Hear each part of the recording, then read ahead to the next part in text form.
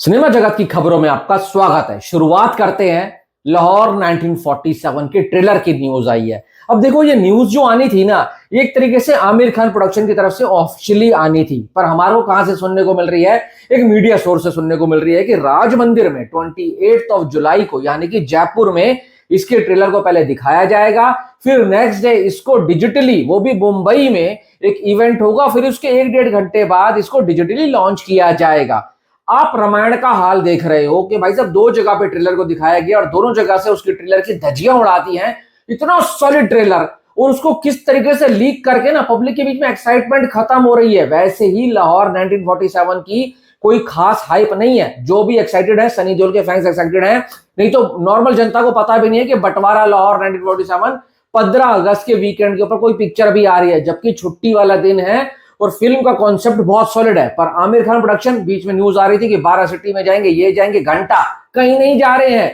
और जिस तरीके से फिल्म की मार्केटिंग कर रहे हैं ना, इन्होंने ठान लिया है फिल्म को डुबोना है, और साला ऐसे तरीके से करोगे तो कसम से कह रहा हूं अच्छी स्टोरी वाली फिल्म भी बर्बाद हो जाएगी। जबकि राजकुमार संतोषी इस फिल्म के साथ जुड़े हैं ना, तो गारंटी से कह सकता हूं फिल्म निराश तो नहीं करने वाली। अब देखते हैं, जो मेकर्स ने करना है करें, पैसा उनका, फिल्म उनकी, हमें क्या, हम देखने जाएंगे पैसा खर्च करके और जो लगेगा फिल्म के बारे में वो बोलेंगे। अगली खबर आवारापन से।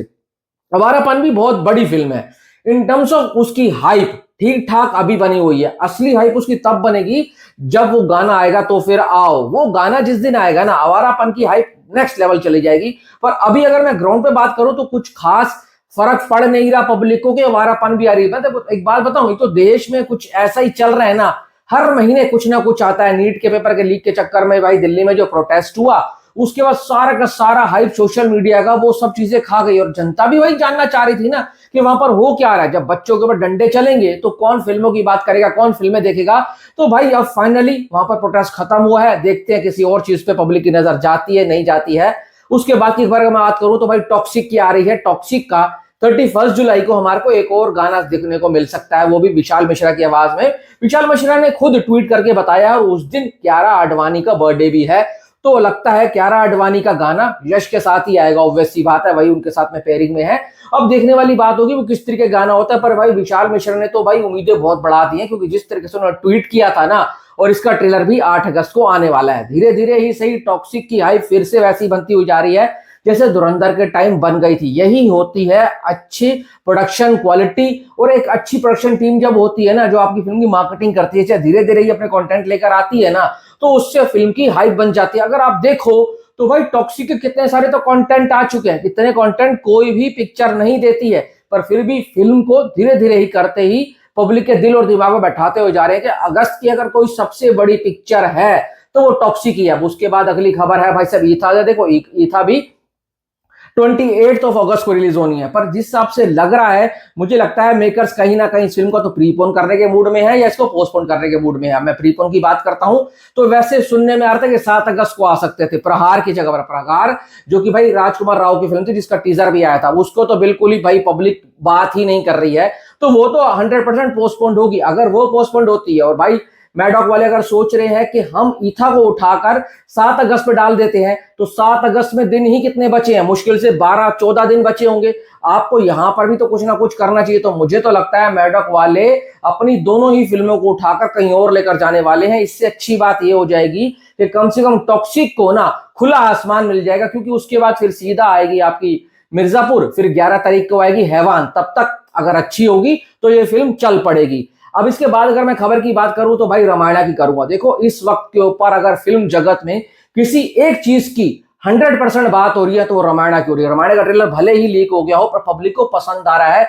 खास करके वो जो देव असुर संग्राम वाले जो भाई वीडियोस निकल कर आए हैं, जिसमें इंद्रदेव की जो सवारी हाथी थे एरावत, ठीक है, वो भी फोटो निकल कर आ रही है। भाई इतना तो कहना पड़ेगा, इन्होंने खूब ज्यादा रिसर्च करी है, और कहीं से भी कुछ ऐसा नहीं लग रहा है कि इस बार ये निराश करने वाले हैं। और वो लीक फुटेज जो खराब क्वालिटी में थे, वो पब्लिक को भाई सब ऑर्गेजम दे रहे हैं कि भाई मजा आ गया देखकर। जब रियल में सब चीजें आएंगी तो क्या होगा। खबर तो यही आ रही है कि हमारे को इस वीक के अंदर, यानी कि 30 जुलाई तक देखने को एनी हाउ मिल जाएगा। तभी ये लोग 31 जुलाई को स्पाइडरमैन के साथ रिलीज करेंगे। पर ये कहीं पर भी ऑफिशियल नहीं आया है। अगर ऑफिशियल नहीं आता है तो नहीं आएगा, और फिर अगर नहीं आएगा तो भाई फिर इनकी जो सोनी के साथ डील हुई है ना, जो हम लोग भाई साहब अपने कयास लगा रहे थे सोनी से डील हो गई है तो भाई इसको उसके साथ चलाया जाएगा, फिर पूरी दुनिया में फैल जाएगा। क्या पता मेकर्स कुछ और सोच रहे हो, उनके दिमाग में ये भी हो कि भाई इतनी जल्दी नवंबर में पिक्चर आ रही है, अब हम ट्रेलर को लेने नहीं लेकर आते हैं, पब्लिक को जो बातें करनी है करने दो, जिसने देखना था लीक वर्जन देख लिया है, अब हम इसको आराम से तसल्ली से थोड़ा सा टाइम लेके आएंगे और उस वक्त पे हो सकता है कोई नया ही ट्रेलर लेकर आ जाए। बाकी वो तो थोड़े दिनों में पता लग ही जाएगा, मैं तो चाहता हूं आ जाए, क्योंकि अब जब लीक में देख लिया है तो ओरिजिनल वाला देखेंगे तो उसकी अलग ही बात होगी। उसके बाद आती है शाहरुख खान की। भाई देखो शाहरुख खान लंदन में स्पॉट किए गए, अपनी वाइफ गौरी खान के साथ घूम रहे थे और बस हुडी उडी लगा रखी थी, पर अब जनता है, शाहरुख खान है, कोई नॉर्मल इंसान तो है नहीं, छुप जाएगा। शाहरुख खान तो भाई कहीं भी पहुंच जाए ना दुनिया किसी कोने में, उसको हर कोई पहचान ही लेता है। अब भाई देखो किंग का आखिरी स्केड्यूल चल रहा है जो कि बहुत जल्दी शूट होने वाला है, या तो अमेरिका नॉर्थ अमेरिका में इस फिल्म की शूटिंग होगी, रेकी कर ली गई है। अब देखने वाली बात होगी कि ये लोग अभी तक तो बोल रहे हैं हम 24 दिसंबर को आने वाले हैं, पर वहां पर उसका सबसे बड़ा दुश्मन खड़ा हुआ है डूम्सडे पर। मैं इतना तो कहना चाहूंगा, शाहरुख खान ने एक बार अनाउंस कर दिया तो वो पीछे हटने वालों में से नहीं है। कुछ तो उन्होंने भी मार्केट को एनालाइज किया होगा ना कि किस तरीके से हमारी फिल्म को बेचना है, और अपने प्रोडक्ट पर इतने ज्यादा कॉन्फिडेंट अगर कोई होता है तो ये बहुत अच्छी बात है। उनको लग रहा है कि डूम्सडे आ रही है, आने दो, पर हमारी फिल्म भी किसी फिल्म से कम नहीं होने वाली है, और उनको इंडियन ऑडियंस के ऊपर विश्वास है कि जब मैं आऊंगा तो सारे फिल्में छोड़कर मेरी ही फिल्म को देखने आ जाएंगे। इंडिया में तो देखो कोई फर्क पड़ना नहीं है डूम्सडे से, क्योंकि 6-7 दिन पहले आएगी, जिसने देखनी होगी देख लेगी। असली फर्क पड़ेगा इसको ओवरसीज से, पर ओवरसीज में इस फिल्म को डिस्ट्रीब्यूट कर रहे हैं यशराज।